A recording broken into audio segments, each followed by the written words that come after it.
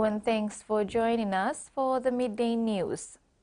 The U.S. government through USAID has launched a approximately 102 million kina peace project aimed at preventing conflict and addressing gender-based violence in Hela and Morbe provinces.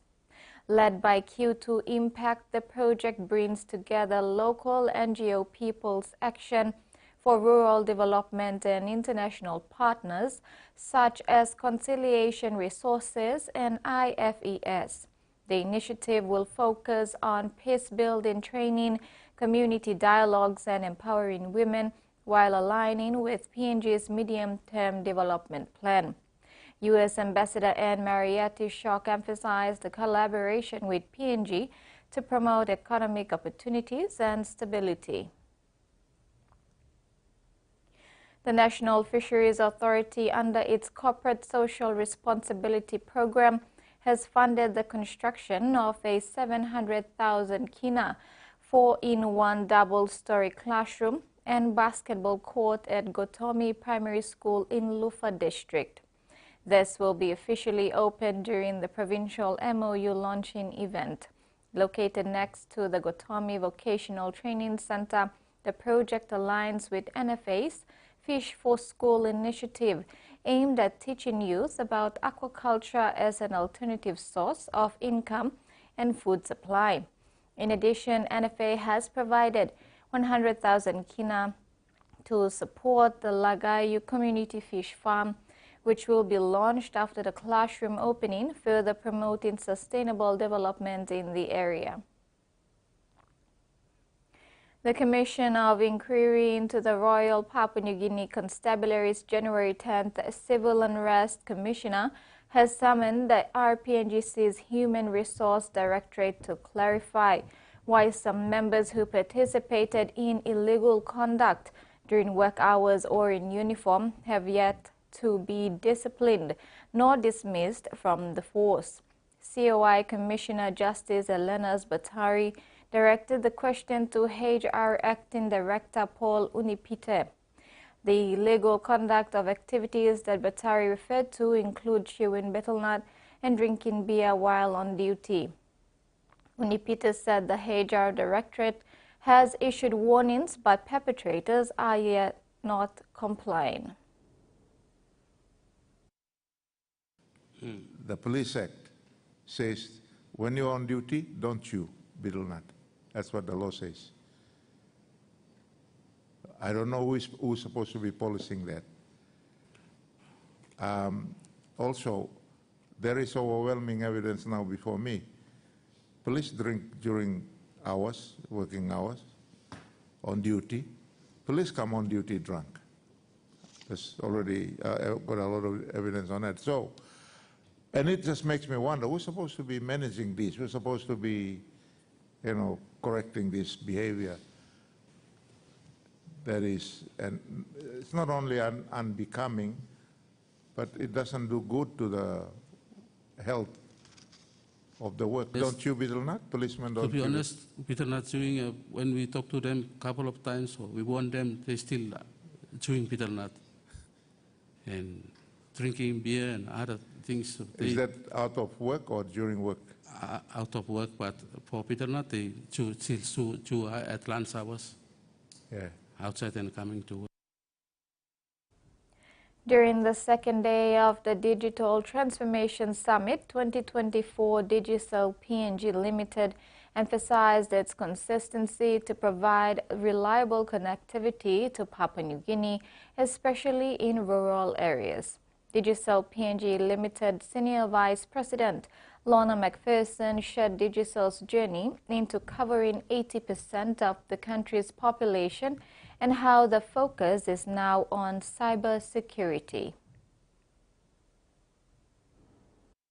Digicel PNG Limited was part of the Digital Transformation Summit. Digicel PNG Senior Vice President Lorna McPherson spoke during the second day of the summit. She said Digicel PNG's drive, like other digital agencies in the country, is fostering innovation. And one great example of innovation as well is Digicel's Cell Money service. And this service bridges the financial gap by providing accessible banking solutions through mobile technology, but it really empowers the underserved.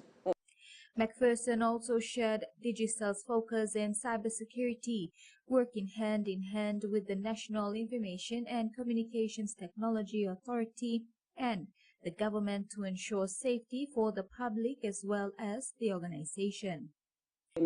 Is the fact that we know that the digital footprint is expanding. And we need to also make sure that as we do that and we keep going out to the outside world, cyber becomes critical to us. In addition, Digicel ensures to invest in public and private partnership, focus on rural connectivity and cyber legislation. And as PNG accelerates its digital transformation, our collective defences must grow stronger as well. And so, as we said, we've already invested heavily. We've been focusing on advancing threat detection, real-time monitoring and education. McPherson shared that Digicel is on an exciting journey with Telstra and its step towards 5G coverage and artificial intelligence.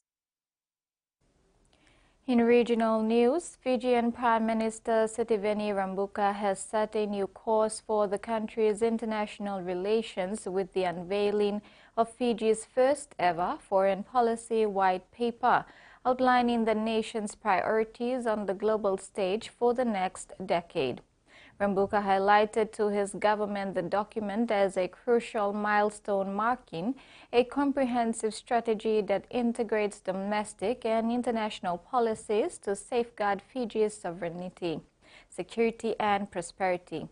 The foreign policy white paper, developed through a 6-month consultative process, provides the foundation for Fiji's foreign relations, incorporating input from various stakeholders.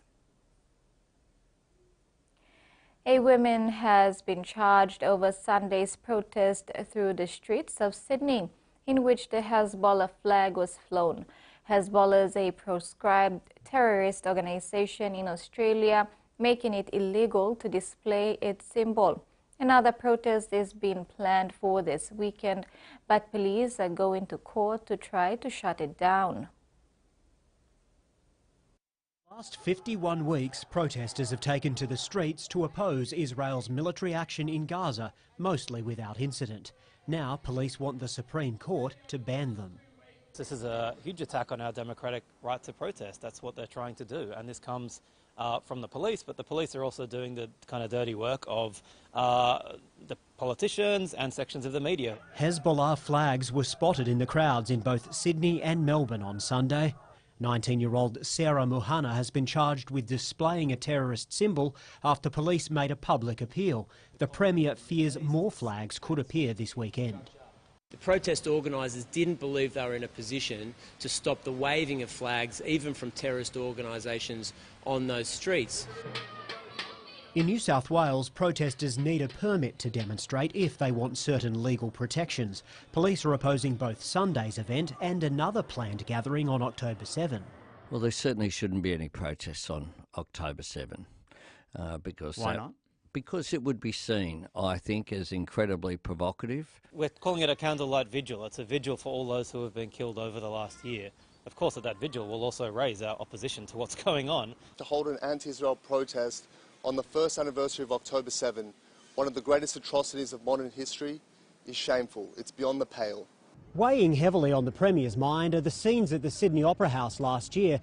Chris Minns decided to light up the sails with the Israeli flag in an act of commemoration, but it triggered heated demonstrations, some of which he says were thuggish and racist. I'm sorry, we have to prevent and take action to ensure that we don't see a repeat of that. Protesters say their demonstrations are designed to be peaceful and they'll go ahead regardless of the court's decision. Symbio Wildlife Park in New South Wales has welcomed a rare albino wallaby joey from 2 red-necked wallaby parents. Only 1 in 100,000 wallabies exhibit the genetic trait of albinism. Was born to parents Ariel and Pete over 7 months ago, but it took zookeepers until 6 weeks ago to learn that he's in fact albino. Albinism is a genetic condition caused by mutation that affects the production of melanin, the pigment responsible for colouring the skin, fur, eyes and feathers of animals. Park authorities say albinism is rare, occurring for every 1 in 17,000 animals and more specifically 1 in 100,000 wallabies. Because of his pale fur and pink eyes, zookeepers say it didn't take them long to choose him a name. So yeah, as soon as he poked his little face out of pouch, I think we all looked at one another and knew what his name was going to be. We weren't going to argue that point at all. Wallabies in wildlife parks like this one can live up to 15 years old, compared to 13 years in the wild. Orloff will live his life alongside the 40 other wallabies here in Helensburgh and isn't expected to experience any health issues due to his albinism.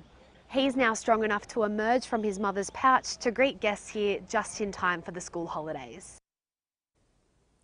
And that ends the news update. Join us at 6 tonight for more news and sport.